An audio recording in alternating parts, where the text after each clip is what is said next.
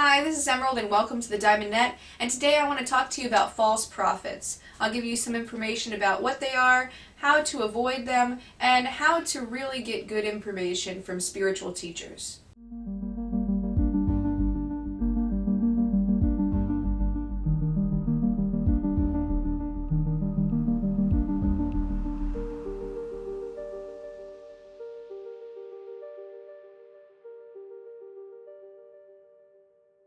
Okay, so what are false prophets? Well, false prophets are people who are preaching things that are untrue and trying to pass them off as true, and trying to say that they know more than anybody else does.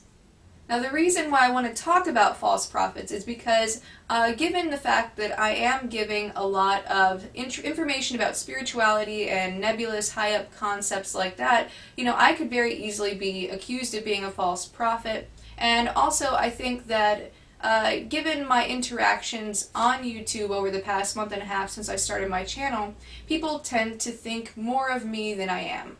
So I've had a wide range of reactions to, oh, this is all bullshit and this is crap and you're definitely a false prophet, to, oh my gosh, you know all the answers, what are the answers?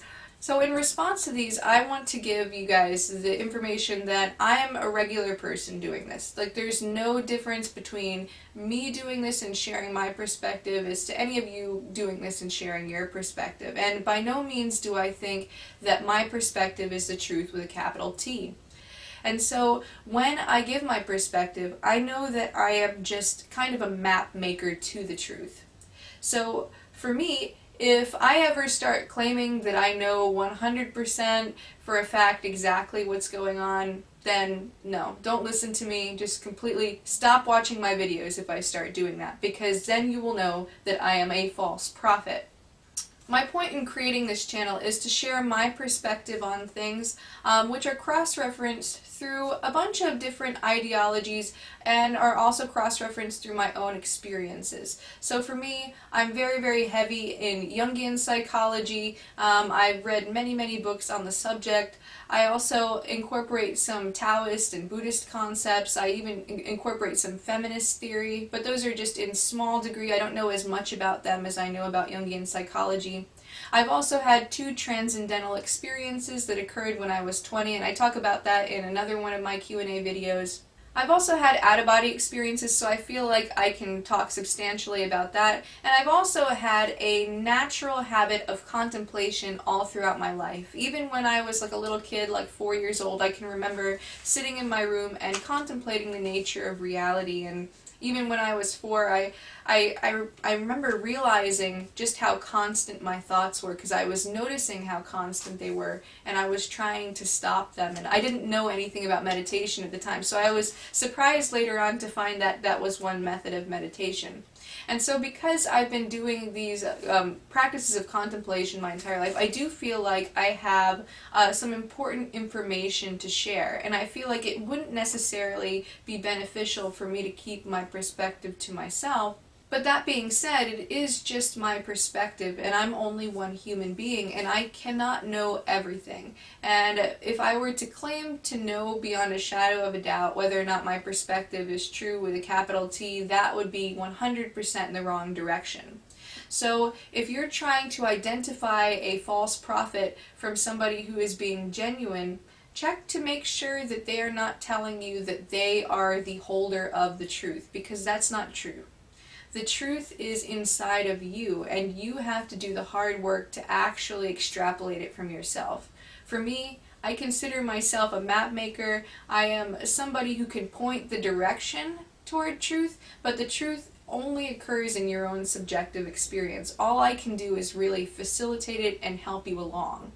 And so if you're watching a spiritual teacher that says, oh, just do exactly what I say and follow me, and that's exactly what the truth is, then you can guarantee that that person is either consciously or unconsciously trying to get one over on you. Now, they might not realize it. I think a lot of people have a tendency to find a talent or some kind of skill in communicating higher truths to people, And that's fine, but then they tend to have their ego get in the way, where they think, oh, all of these people, they're following me and they're listening to me, and look, I'm so great and I give these spiritual truths to people. And I just think that that could be an easy trap for someone to fall into, and it's one that I try to be very mindful not to fall into myself. And prior to creating my channel, it had always been kind of a wonder to me how a cult leader would actually be able to get so many people to follow along with what they have to say. But I have noticed, like, just on my different interactions on various forms of social media, that a lot of people tend to think that I know a lot more than I do. And I just want to clear the air and say that no, that is absolutely not the case. You have to do your own investigation into this. You have to do the hard work yourself, and nothing that I tell you, if you just take it at face value, is really going to help you. You actually have to go inside. You have to contemplate these things. You have to do the investigation yourself. You can't just watch videos and expect to expand your consciousness. However, if you take some of these things and you do your own empirical investigations into them, then I think that they will bear you a lot of fruit. And so, in that way, I think that I can be a very beneficial teacher if you take me at that value. So when it comes to learning anything from a spiritual teacher or a guru or anybody that has an opinion on really any matter, I recommend approaching it in this way. So let's say that you found a spiritual teacher on the internet and you think, oh wow, they're really good, but I just don't know. What if they're completely BSing me, because these things aren't apparent in my reality, so maybe it's not really true. Well, what you want to get down to is that you want to be able to differentiate beliefs from things that you've experienced in your own reality. That way, whatever they tell you that's not readily apparent in your reality, you can file it into the beliefs category.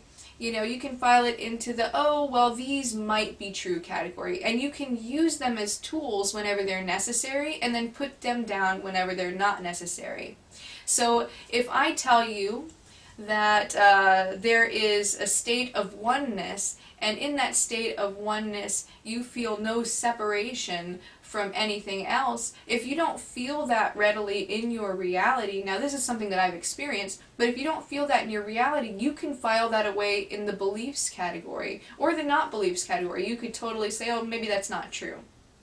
But file it away in the beliefs category. That way you don't get hung up on that, because that could actually be a barrier to wisdom too. If you think, oh, if we're supposed to be living the truth of oneness, maybe I don't need to have any boundaries, and maybe, that's the best spiritual way to be. However, that's not always helpful in every situation, to think that we should be living the truth of oneness all the time. Now a person who's enlightened will be living the truth of oneness, and they will have wisdom that will help them along the way, because they will be fully in touch with their wisdom.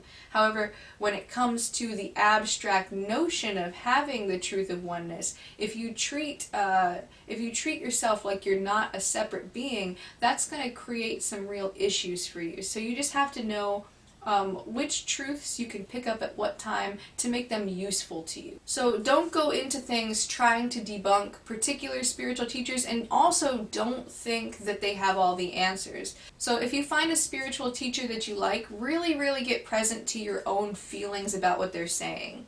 Because what I find is that when something resonates with me, and when some kind of truth is right for me, I'll feel positive about it. Or when some truth is negative for me, I'll feel kind of iffy about it. And that doesn't mean necessarily that those things aren't true on some level. In fact, a lot of learning from spiritual teachers is learning how to understand paradoxes. And what a paradox is a viewpoint and another viewpoint that are equally true but contradict one another. They come out of the limitation of the human lens. And so somebody over here, some spiritual teacher could be giving you one truth, and another spiritual teacher over here could be giving you an opposite truth that seemingly contradicts, but they could both be true in different situations. It is the nature of our universe that there are multiple perspectives in that way. And so if you go into learning from any given spiritual teacher or guru thinking, oh, I'm going to find somebody who's got just the right perspective, and if they are not just the right perspective, then I'm going to totally say whatever they're saying is bunk. That is very invaluable, or sorry, that's very not valuable to you, because it is a kind of closed-mindedness and you won't be receptive to truths. But you also want to maintain a critically thinking mind. You want to be able to look at things and be like, oh, is it really true? And if it doesn't ring true for you, then just ignore it. And if it does, go ahead, take it, put it in the beliefs pile, and then pick it up as a tool whenever you want to use it or whenever it's helpful for you. But if it's not helpful for you, go ahead and leave it, take other truths.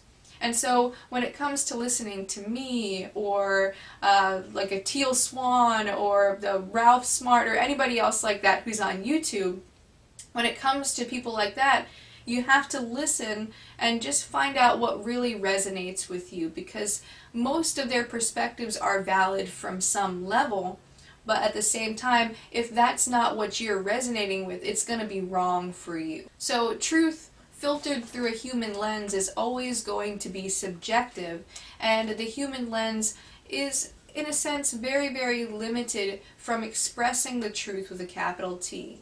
Now, I think that human beings can experience the truth with a capital T through their own subjective experience, but when it comes to communicating truth, there are always going to be limitations, there are always going to be blind spots, and if anyone claims to have all the answers, then they are either mistaken or trying to put one over on you. So, for me, think of me as a fellow journeyman on the path to expanded consciousness. Don't think of me as some high up, knowledge, super hyper wisdom person. It's not true. I am a regular person. I have done extensive research in these topics that I talk about, but some of them are beliefs. Some of them I could file into the beliefs pile. So when watching my videos, try to come at it with that perspective. Don't think that I have everything figured out or that I have all the answers, and don't think that I have the truth with a capital T, because nobody does. The truth with a capital T is only in your own subjective experience and only in your heart. Think of me as a fellow journeyman on the path to expanded consciousness and enlightenment. I'm by no means anywhere near there yet. I'm still very much a beginner on this path. But also, it would be wrong to call me a false prophet, but I am a human being, and so my lens is limited, and basically, I just don't want my perspective to not be heard. And so if my perspective is helpful for you, then I'm glad. And if my perspective isn't helpful for you, then I'm sure that somebody else has a perspective that can help you out. Alright, so that's my video on false prophets. I hope that it was helpful to you. If you liked it, go ahead, give it a big thumbs up and click the subscribe button below. Other than that, that's all I have for you, and until next time, keep becoming more you.